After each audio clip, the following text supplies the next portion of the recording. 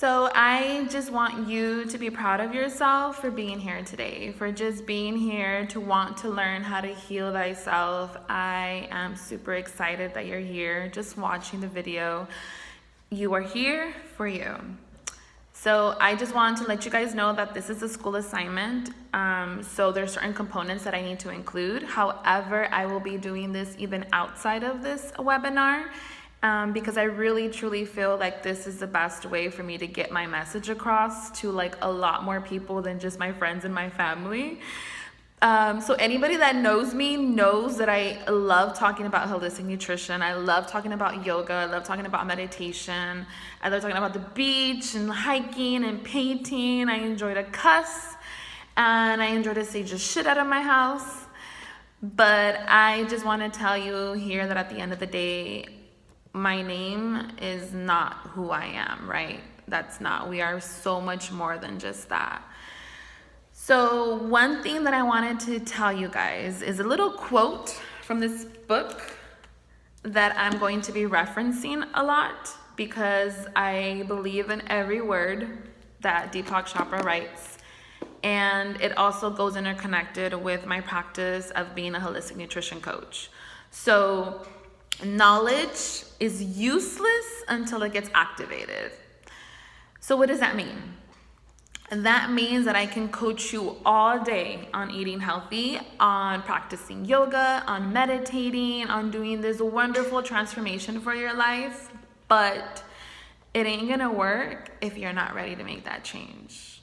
It's not. Like, we can have that pre-contemplation of where you are in your journey and your path to healing thyself. However, we need to really understand where we're at to be able to make that change. So I don't do diets. I don't do any bullshit cookie cutter plans. I really truly want you to make the difference and the change in your life, but I want it to be so natural that anything before you don't even remember, like it didn't even exist, because this is all that you know. So we're gonna start tomorrow. Yay! So what I want you to start with is to learn how to transition from a SAD diet, which is a standard American diet, SAD diet, to a soul foods diet, which is seasonal, organic, unprocessed, and local. So there's a lot going on in your stomach, right? When you're digesting foods, there's this microbiome, this colony of bacteria that's just working at 100%, digesting the foods, making it into vitamins, minerals, and all this other bullshit, right? So your microbiome constantly changes. It constantly changes depending on what you eat, the stress you endure, and your emotions. Now, the one thing that the SAD diet does for us is it causes inflammation. Inflammation has the most strongest link to chronic disease. So there's no ifs, ands, or buts about it. Inflammation and chronic disease are hand in hand, like they literally are. So what I want you to do is I want you to foster, to adopt this whole foods, natural, organic diet. Now remember, a diet is only the foods that you eat. Dieting is when you're on a restricted, regulated plan, like a keto diet or no carb diet or whatever it may be, all those bullshit diets. So that's not what we're trying to do here, right? Obviously, we have to go through, how many calories you need in your day, and are you active? Are you not active? Are you sedentary and you don't do shit all day? Like what is it, So the SAD diet is empty calories. So like there's no nutritional value whatsoever. Like I can't even tell you. Now, I understand that a whole foods and organic and natural diet is expensive. I get it. I know.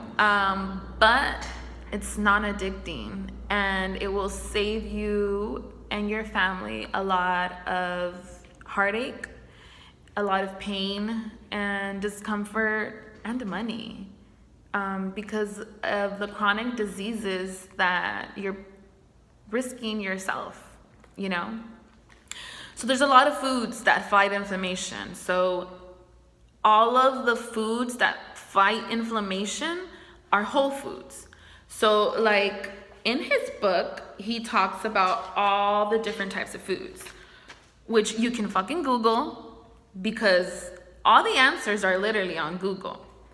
So he goes into berries, tree nuts, seeds, whole greens, dark leafy greens, low-fat dairy products, tomatoes, berries, ginger, turmeric, garlic, and olive oil. Black pepper, basil is really good too. Avocado is also really good. Curry powder, carrots, zucchini, cucumbers. All of these foods will fight inflammation. And again, it is available to you on the World Wide Web. Another thing also is prebiotics. I don't know if you guys have heard about that, but it's basically foods or supplement that contain plant fiber. So what the plant fiber does is it nourishes your gut. So the SAD diet usually is low, really low in fiber. You are required an average, right? About 24 grams a day of insoluble and soluble fiber. So with that, if you're eating fruits and vegetables, like you don't have to worry about your fiber, like you don't. But if you're not, then you kind of have to like get a little bit of a supplement, right? So soluble fiber is beans, peas, whole grains, a lot of the fruits, all vegetables, flax seeds. And then insoluble fiber is like the nuts, seeds, beans, lentils, fruits and vegetables in general. So at the end of the day, if you are following eating like fruits and vegetables on a daily basis, you don't really have to worry about your fiber, right? You're good. So probiotics. Now, probiotics are like live bacteria.